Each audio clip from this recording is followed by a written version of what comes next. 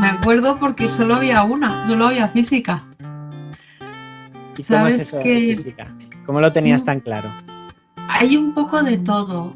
Yo recuerdo un profesor en séptimo de GB de física y nos contaba las cosas como muy sencillitas. Me acuerdo que no tanto en lo que aprendí, porque no me acuerdo de nada y a veces como suelo contar que soy física, luego viene gente y me dice, yo también soy físico, ¿qué opinas de la teoría de tal? El país, el proyecto, el cliente, el equipo, todo.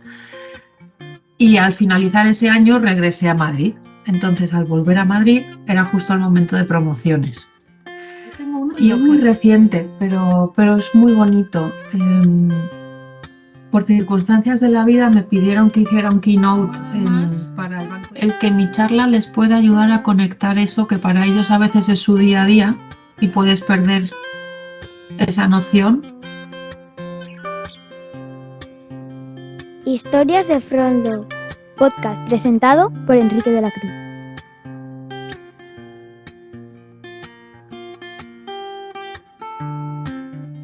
Hoy me sumerjo en las historias de Frontlock de Carmen Suárez, cuya pasión por la física desde joven le ha proporcionado una base sólida para abordar problemas complejos con una claridad asombrosa. Su transición desde la física hasta su actual enfoque en el coaching y el liderazgo revela una fascinante evolución personal y profesional. Si lo sé, de la física al coaching, ya verás que tiene mucho más sentido de lo que te imaginas. Carmen nos comparte historias de momentos críticos en su carrera que la han marcado profundamente. Utilizando sus habilidades analíticas para desglosar situaciones complicadas y transformarlas en experiencias de aprendizaje muy valiosas. Estos relatos no solo resaltan su metodología para conectar conceptos teóricos con aplicaciones prácticas, sino que también inspiran a explorar cómo nuestros propios antecedentes y experiencias pueden ser la clave para desbloquear nuevas formas de ver y abordar los desafíos de nuestra vida y trabajo. Profundiza en el porqué de las cosas con la historia de Frontlock de Carmen Suárez.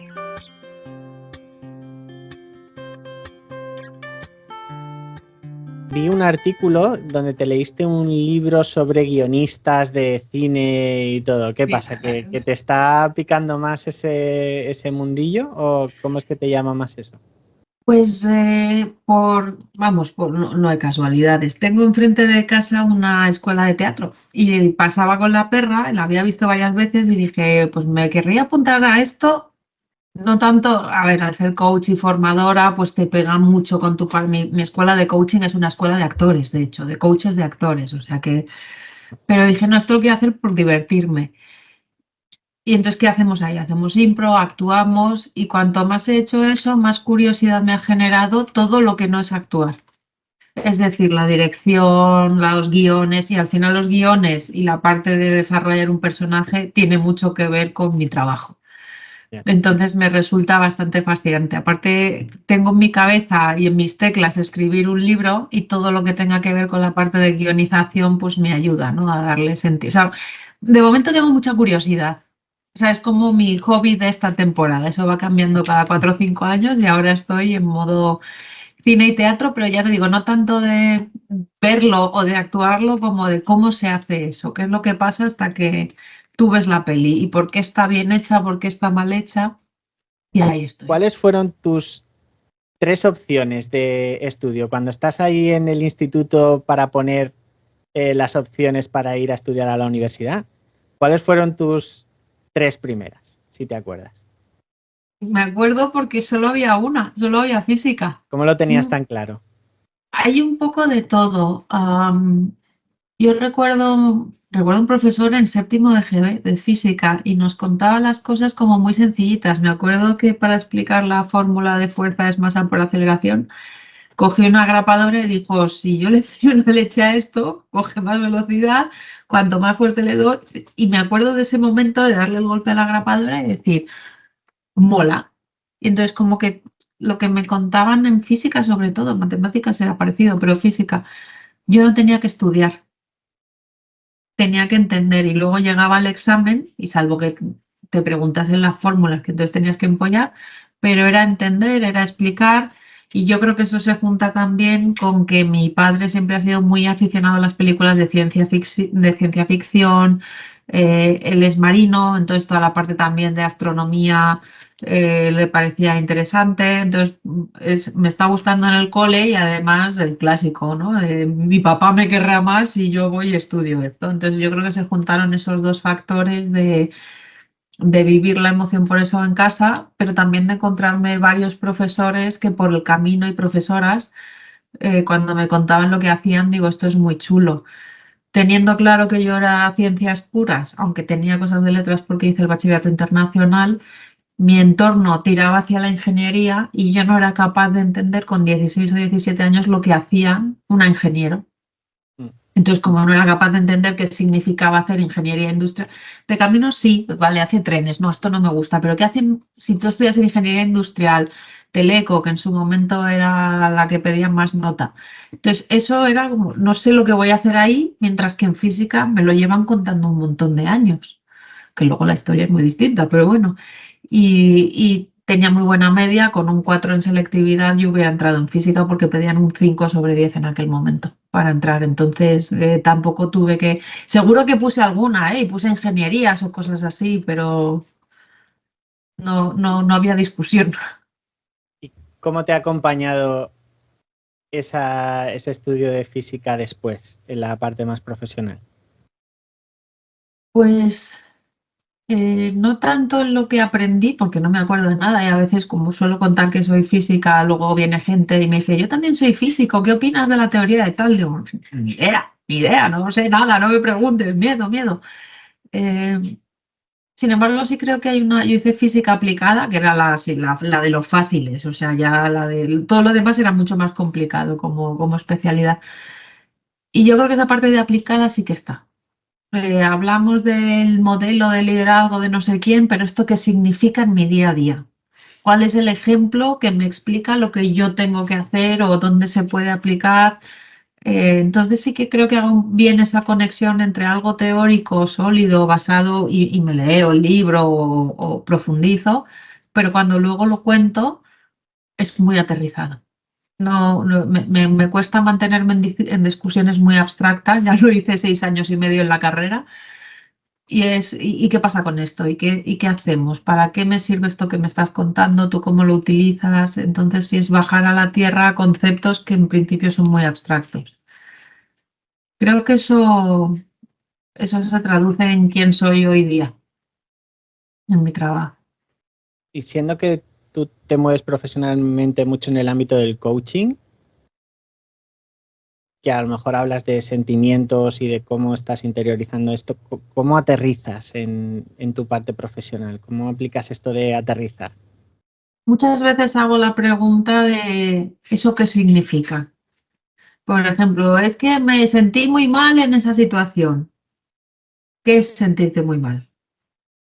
Y voy dando opciones, hasta que llegamos al punto concreto de lo que me estás queriendo decir realmente. O sea, es casi como cuál es el hecho, cuál es el dato, porque todo lo demás es la capa que tú le estás poniendo que tiene importancia, pero lo demás abajo es lo que nos va a permitir trabajar. Y a veces eso hay que ponerle un nombre de emoción y entonces, pues, oye, buscamos un diccionario, le ponemos nombre, a veces ni siquiera saben qué emoción es, pero sí como ir muy a la base de toda la cosa, más que hablar de todas las capas, que a lo mejor forma de ser, ¿eh? Cuando me empiezan a contar un rollo me pierdo. Entonces, ¿cuál es la base importante de esto? ¿Cuál es el problema de raíz? ¿Cuál es la cosa que me estás queriendo decir? Y hasta que yo no lo entiendo, no paro. Y además aviso, digo, vas a acabar hasta el gorro de mí de que te pregunte qué quieres decir con eso qué significa, ponme un ejemplo, es que es muy difícil, que es difícil de ponerme un ejemplo y hasta que tocamos la cosa. No sé si te he respondido. Sí, sí, sí. Sí. Me veo también bastante reflejado, ¿no? Porque en consultoría cuando llegamos a un área nueva que no conocemos, pero tienen su propia jerga y forma de contar las cosas o su historia en la cabeza, a veces no tenemos contexto suficiente para entenderlo.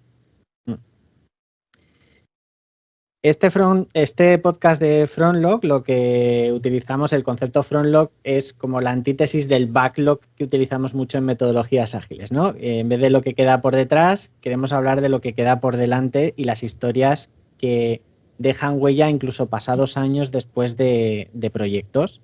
Puede ser que no te acuerdes hace 3 años del retorno de la inversión que tenía aquel proyecto o cuándo fue la fecha que entregasteis, pero sí que puede que te acuerdes de cómo te hizo sentir tus compañeros, la situación, el cliente. Entonces, lo que me gustaría preguntarte a ti es, ¿qué te viene a la cabeza cuando te pregunto qué historia de Frontlog te marcó a ti? ¿O qué historia de Frontlog compartirías? Me viene una muy, muy clara a la cabeza. Y si me enrollo, me pides que resuma, ¿eh? Porque a veces doy muchos detalles. Cuando yo trabajaba en Everis, ahora en TT, el año que teóricamente tenía que ser gerente, por años, por momento de carrera, ¿no? Me fui a México. Salió un proyecto en México para 3 meses, me acabé quedando un año porque me enamoró el país, el proyecto, el cliente, el equipo, todo. Y al finalizar ese año regresé a Madrid. Entonces, al volver a Madrid, era justo el momento de promociones. Y objetivamente yo miraba la lista de lo que había hecho en el último año y decía, tiene buena pinta. He vendido proyectos, cosa que en España no había hecho, he gestionado equipos que en España también, pero el de allí era más grande. Como en México era la única persona que sabía de consultoría de recursos humanos, había tenido oportunidades de ir a clientes, de hacer defensas, propuestas que en España no hubiera podido. Entonces, yo pensaba objetivamente, más allá de que estén muy contentos conmigo en México o no, que por lo visto mandaron un mail maravilloso y tal, digo, tengo bastantes posibilidades. Y cuando llegué a España, la respuesta fue, no gerencias tú, gerencia un compañero tuyo que se había quedado aquí, había hecho un proyecto importante. ¿Cómo decirlo? No quiero ni llegar a comparar con lo que él había hecho. Yo pensaba, objetivamente, este año voy y fue un no vas. Por supuesto, enfado morrocotudo poco antes de las vacaciones. En vacaciones pensé a qué empresa me voy. Envié en mi mente 20.000 cartas de me voy de Everis. Y bueno, arrancó el año siguiente y en el año siguiente hice un proyecto mucho más business as usual. No vendí ningún proyecto, no hice defensas, pero tuve la suerte de dar con una socia de una oficina que no era la mía, me fui otra vez a un proyecto fuera, dentro de España, y ella me hizo tocar las teclas que hicieron que ese año sí fuese gerente. Entonces recuerdo que me decía, te vas a reunir con el responsable de business, y yo pensaba, ¿para qué? Pues para que te conozca. Pues son cosas, a mí la política corporativa me cuesta navegarla mucho. Y entonces ella me fue colocando en los lugares. Y tienes que hacer esto. Un poco como las 12 pruebas de Hércules o de Asterix, que a mí me gusta más la versión de Asterix, ¿no? Y decía, esto es un poco chorra, no entiendo por qué estoy haciendo esto, pero ese era mi camino a gerenciar políticamente. Y en efecto, ese año fui gerente. Y yo todavía sigo mirándolo y digo, no, objetivamente no tiene ningún sentido. El segundo, hice un buen proyecto, pues como mi compañero, que es gerente el primero, pero hice un proyecto normal, con un equipo normal, en mi puesto normal, porque en México había estado haciendo de gerente realmente. Y entonces yo de esa experiencia me llevé 2 cosas muy positivas. Una, la de tener una verdadera mentora. Había tenido mi mentora de Veris, que era muy buena, pero esa me había ayudado más a entender las cosas y esta me puso en el lugar que podía ocupar con habilidades que yo no tenía. Y ni siquiera me las desarrolló. O sea, me dijo, vete a esta comida, vas a estar en la oficina no sé qué día, que no, que me quedo en mi casa, que no, que vas a estar en la oficina porque te lo digo yo. Y es verdad que confiaba mucho en ella. Y entonces sí que me quedo con eso, con el haber tenido una mentora, con que fuese mujer, yo la admiraba y la sigo admirando muchísimo. Y me parecía un referente, no porque yo pueda ser como ella, porque a nivel de personalidad somos muy distintas, pero sí decía, esta mujer está donde tiene que estar y qué suerte tenemos todos de que esté y que siga estando, además, porque sigue en la casa. Ese fue un momento muy, muy potente para mí. Y el segundo, que tal vez lo he apreciado más con el tiempo y cuando yo he trabajado como coach, como profesional del desarrollo de personas, es el que creo que mi primer año de lo has hecho muy bien, pero te llevas un jarro de agua fría, nos pasa a todos más de una vez en nuestra vida laboral y es parte de la experiencia. Y cómo tú afrontas esa experiencia es lo que dice realmente si mereces ser una gerente en esta empresa. No tanto que lo seas el primer año, no, sino qué respuesta das, cómo te vuelves a reenganchar, al final hablo de resiliencia. Y para mí, cuando ahora trabajo con equipos directivos, con personas y se les cae este jarro de agua fría, ¿cómo quieres incorporar esto en tu vida laboral? Os aprendí, yo creo que en primera persona y con pura conciencia, además, es verdad que también a lo largo de los años después reflexionando sobre esto, que esto pasa, que es parte del juego, que no sale todo siempre bien y que cómo tú respondes dice más de ti como directiva en este caso que lo que te pasa. Y para mí fue una lección de vida. Aparte, el segundo proyecto que hice con esta socia me lo pasé muy bien, fue muy divertido, aprendí un montón, hubo muchas cosas positivas, pero lo que más recuerdo es eso. Y además de estas experiencias, ¿alguna experiencia profesional que recuerdes que te llenara especialmente? Porque esto me lo has dado como ejemplos de cosas que te hicieron aprender, ver que había caminos que a lo mejor no eran los que tú elegirías, pero sí que con una buena mentora son los que coges.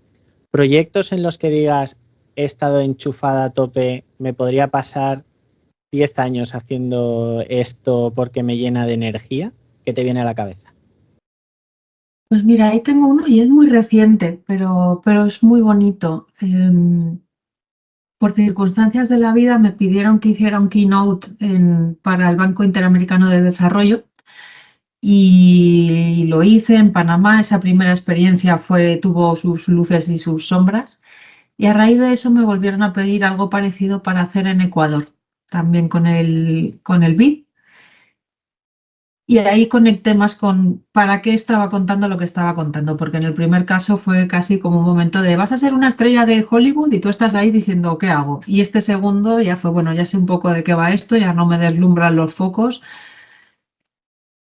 En el momento en que me pidieron que les hablase de gestión del cambio, y yo preparé mi charla, mi desarrollo. En el momento en que tú conectas con cuando un trabajador de este banco es más eficiente en su trabajo en el sentido de procesa sus emociones, es capaz de gestionar a su equipo, de responder de forma más asertiva, más creativa.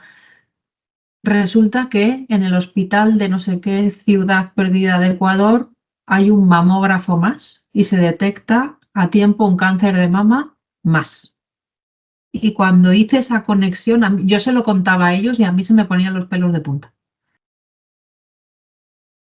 Cuando fue el poder estar en una sala hablando con gente y traduciendo de lo que tú haces en tu día a día, depende la vida, el bienestar. Yo pongo el caso del mamógrafo porque este fue literal, pero también hablábamos de si tú eficientas esta parte, estás llevando agua a un barrio de Quito, que hasta entonces no tenían agua corriente.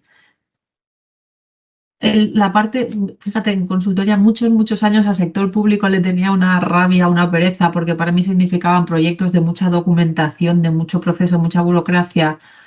Cuando conectas de verdad y el coaching que he hecho a personas que trabajan en el sector público me pone los pelos de punta,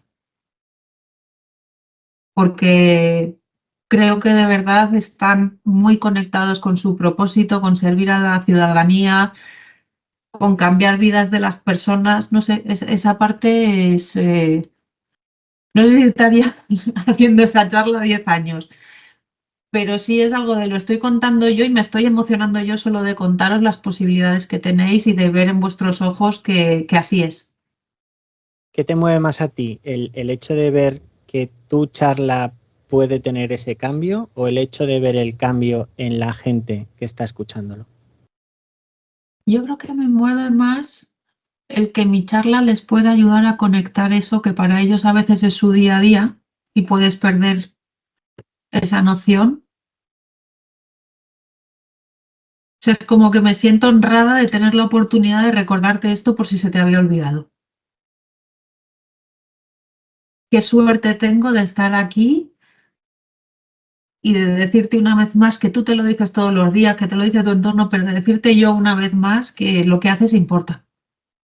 Mira, es que cuando me estás hablando de ayudarles a conectar que un cambio en su forma de trabajar tiene una consecuencia que a lo mejor no se han dado cuenta, me viene también a la cabeza cómo la física explica el porqué de las cosas, ¿no? Que tiene esa conexión. Y también la pregunta que decías tú, ¿eso qué significa, no? También, ¿qué significa que tú cambies? Significa que a lo mejor hay un mamógrafo más en las personas. ¿Te viene a la cabeza alguna otra historia que veas en la que has conseguido rascar o iluminar un camino que al principio no veían que fuera tan obvio? Me viene a la cabeza, fíjate, pero no de iluminarlo o decirlo tan claro. Sí me viene a la cabeza en concreto ahora un proceso de coaching relativamente reciente con una mujer directiva. Y es verdad que cuando hago coaching a muy alto nivel tengo la sensación de que soy más, en inglés se dice un sounding board, como, bueno, tú me vas contando y tú mismo te oyes y sin que yo te pregunte mucho. O sea, tengo la sensación de que a nivel alto necesitan casi más hablar que tú les hagas preguntas y reflexionar, ¿no? Bueno, no sé si tienen tantas personas con las que compartir sus ideas. Y entonces llevábamos varias sesiones, obviamente yo le hacía mis preguntas, intentaba estructurar, hacíamos algún ejercicio, quedábamos con un plan de acción, pero yo me iba preguntando, digo, esta mujer no sé si se está llevando algo más allá de charlar con alguien con quien no charla habitualmente y que es absolutamente ajena a su profesión. Y bueno, y además es que para mí es un ejemplo de mujer directiva, otra persona que tiene que estar ahí porque es extraordinaria para ese puesto y me gustaría estar en su equipo, de hecho. Pero yo me pensaba, digo, como coach, no sé cuánto está pasando. Y en la última sesión llegó con una serie de reflexiones que para mí son muy potentes y me decía cosas como, ella por trabajo viaja mucho, no voy a volver a coger ningún avión ni tren que salga antes de las 8 de la mañana, porque yo misma me merezco dormir. Si para mí es importante, estoy poniendo un ejemplo ahora que no es real de ella, pero si para mí es importante tener la manicura hecha, ningún jueves voy a renunciar a mi hora de 4 a 5 de hacerme la manicura, porque me hace sentir bien. Y cuando me siento bien, trabajo mejor. Para mí el calibre de esas reflexiones, y además eso era una decisión, o sea, no estaba haciendo una lista de cosas que no iba a hacer, es que lo iba a hacer. No sé cómo pasó, pero llegamos de una mujer muy válida en su trabajo, estaba afrontando el puesto muy bien, porque además era un coaching muy bonito, de llego a un puesto nuevo y tengo un coach, que a mí es lo que más me gusta. Eh, pero dije, no sé si tenemos mucho que hacer con ella. Y era algo que sí lo iba percibiendo, pero no lo trabajamos directamente. Nunca me dijo trabajo demasiadas horas, estoy demasiado cansada. Y sin embargo, después de varias conversaciones así, la potencia del cambio que hizo ella a mí me sorprendió. Me quedé casi sin palabras. Entonces, sí es conectar todo eso que me has ido diciendo sin que yo te tenga que decir, igual puedes coger el avión de las 10 de la mañana en lugar del de las 6. Que ella llegase a ese camino después de una serie de conversaciones fue un momentazo. Y durante ese coaching, o sea, imagínate que no tienes ese momento final donde no sabes si ella lo ha interiorizado o ha cambiado. A ti a nivel motivación, ¿cómo te hace sentir ese proceso de coaching? Con ella no estaba confundida yo, pero sí tenía algunas dudas en el sentido de, como coach estoy acostumbrada a ser más intervencionista, en el sentido de preguntar más, trabajar más sobre el tema, qué has hecho desde la última vez, cómo nos lo retomamos. Y en este caso, ya te digo, fue un proceso un poco distinto, una periodicidad más larga, en lugar de una vez cada 15 días, era una vez al mes. Es verdad que decía, no sé si le está sirviendo y luego decía, tal y como es ella, si no le estuviese sirviendo, me diría gracias por tu trabajo, ya está. Em, pero, ¿qué me motivaba?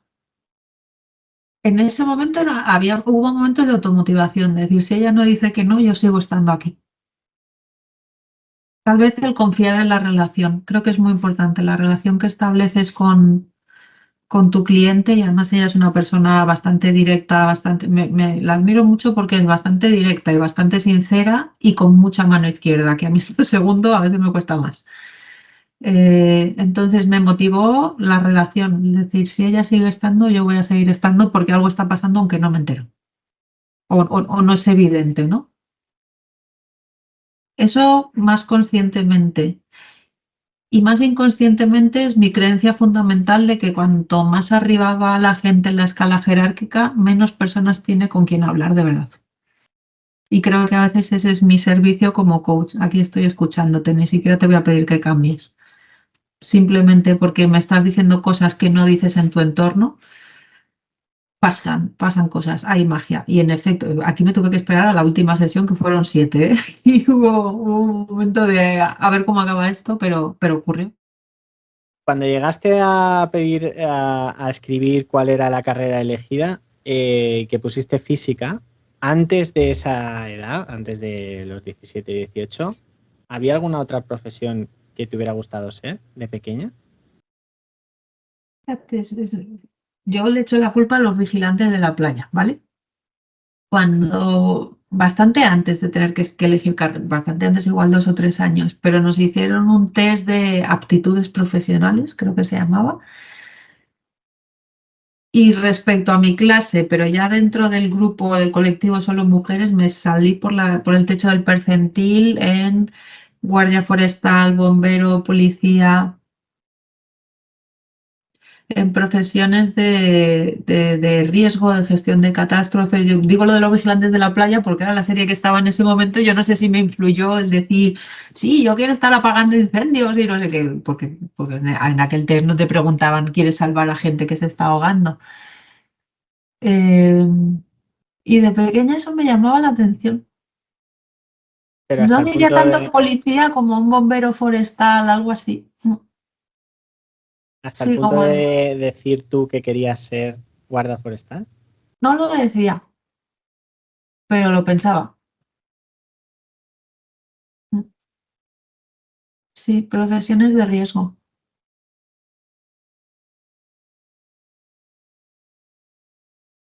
¿Ves algo de eso o cómo crees que en lo que haces ahora influye el resultado de aquel test que te hicieron, ¿no? Las aptitudes que demostraste en aquel test, ¿cómo te sirven en lo que haces ahora?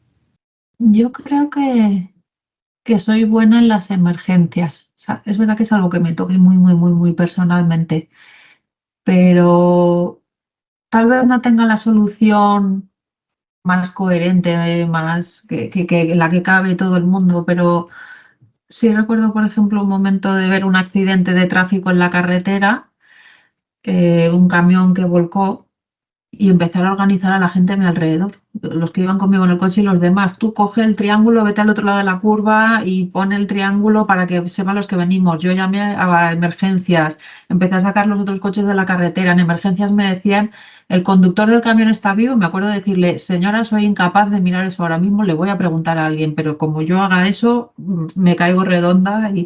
Pero todo lo demás, sí. Entonces, cuando me encuentro en momentos, mira, esta mañana, sin ir más lejos, he ido a un curso, habíamos enviado una caja con los materiales, que por supuesto no ha llegado. La persona de recursos humanos, dos personas que iban a estar conmigo en el curso, les pusieron una reunión urgente y me avisaron anoche de que no iban. Es una sede donde no hay mucha gente del cliente. He conseguido entrar en seguridad, pero el ordenador no proyectaba porque el cable no estaba funcionando, yo no tenía a nadie a quien llamar. Y según ha entrado la gente, le he dicho, bueno, pues va a ser un laboratorio eminentemente práctico, con lo cual no tenemos ordenador, no tenemos impresiones, no tenemos material. Vamos a ponernos a practicar las conversaciones difíciles que tenéis pendientes. Y yo luego lo miraba y digo, ¿cómo has hecho eso?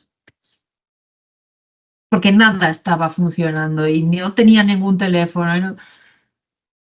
Pues hemos venido aquí a jugar, y luego lo pienso en retrospectiva y digo, uy, podía haber hecho esto algo mejor, o sea, siempre hay una solución más idónea, pero el curso empezaba a las 9:30. De hecho, la sala estaba vacía porque me habían dicho una sala y la gente estaba en la otra.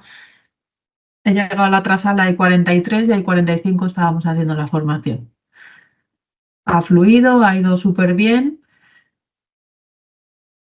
Y hoy me sorprendió a mí misma con esta capacidad de decir, y se lo estaba contando una compañera que me había mandado la caja y tal, y decía, ¿pero cómo has hecho eso? Digo, pues porque tenemos lo que tenemos y vamos a hacerlo lo mejor que podamos. Entonces, que no hay no sé qué, pues lo creamos o no lo hacemos o no lo usamos, pero es verdad que estaba muy calmada. O sea, a las 9:32 con nadie en la sala, sin el material, nadie del servicio técnico que me ayudase. Y hablando con la cliente le decía, bueno, pues si puedes llamar a uno que venga y a ese uno con él trabajamos y si no, pues yo estoy aquí y era como una balsa de aceite. Y el hecho de que hoy no te haya hecho falta tanta gente, materiales y todo, ¿cómo te hace replantearte anteriores formaciones o futuras formaciones?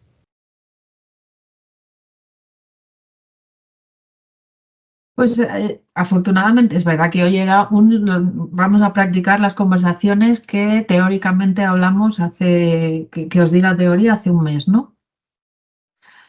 Pero me vuelvo a quedar con el poder de que se pongan a conversar de lo que para ellos. Yo le tengo mucha rabia a los roleplays porque es como un ejercicio de formación de hace un montón de años. Vamos a hacer un roleplay. Pero es que con hacer un roleplay podríamos haber estado 2 horas hablando de ese roleplay. Entonces, yo disfruto mucho, llevo muchos años, he leído muchos libros, hay mucha teoría, pero disfruto mucho más de estar contándola en el momento y pintarla en una pizarra un poco de cualquier forma que de llevar 47 transparencias, que hay gente a la que les ayuda, el PowerPoint y lo ven estructurado y van entendiéndolo. Pero lo de hoy me informa para las siguientes en el sentido de dar todavía más espacio a que ellos practiquen y que ellos mismos se den feedback y cada vez es menos formación y muchísima más facilitación y a veces es que no tienes ni que abrir la boca.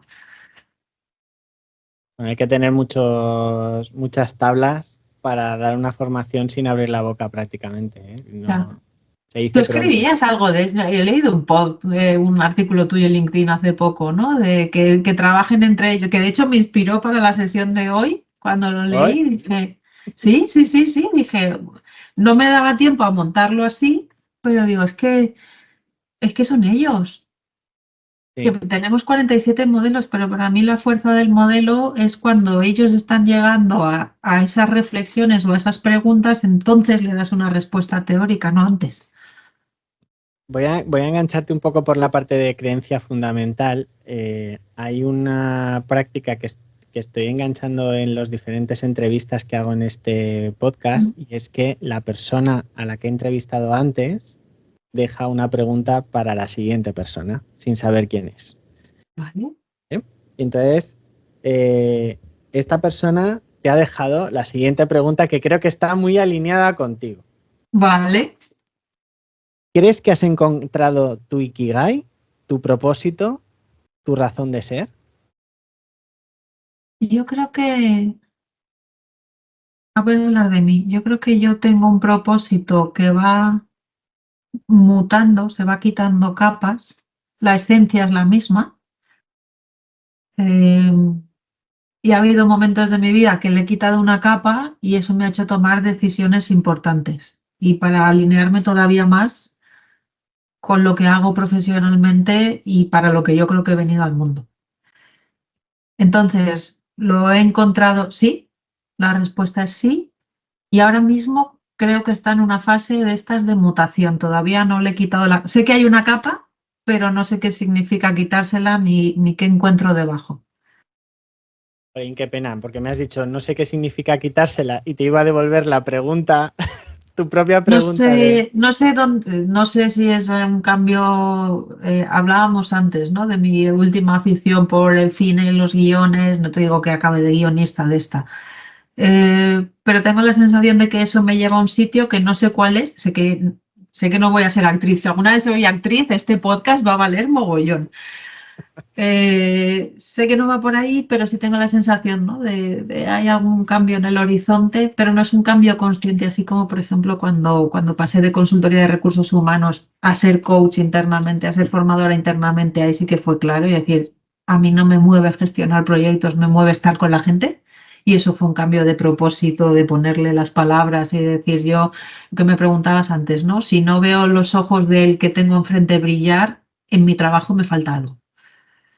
Entonces eso me hizo tomar decisiones. Ahora no está siendo tan consciente, pero sí tengo la sensación de que hay una pequeña, no es una transformación enorme, pero algo se barrunta.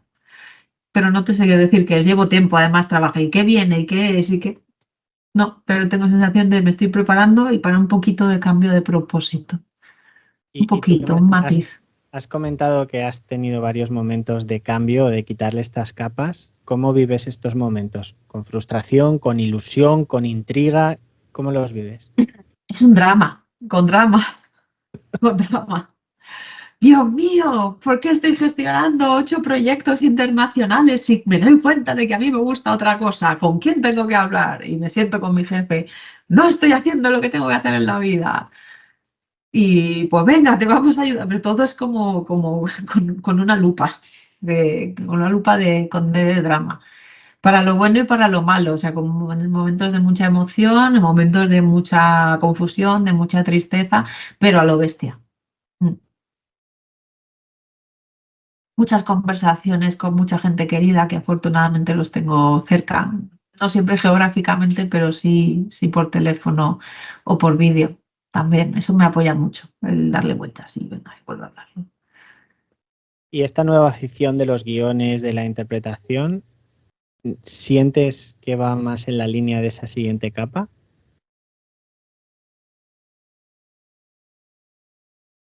Yo creo que la parte de guiones, interpretación, tiene una parte, mi trabajo ahora tiene una parte creativa importante, pero creo que lo siguiente tiene más.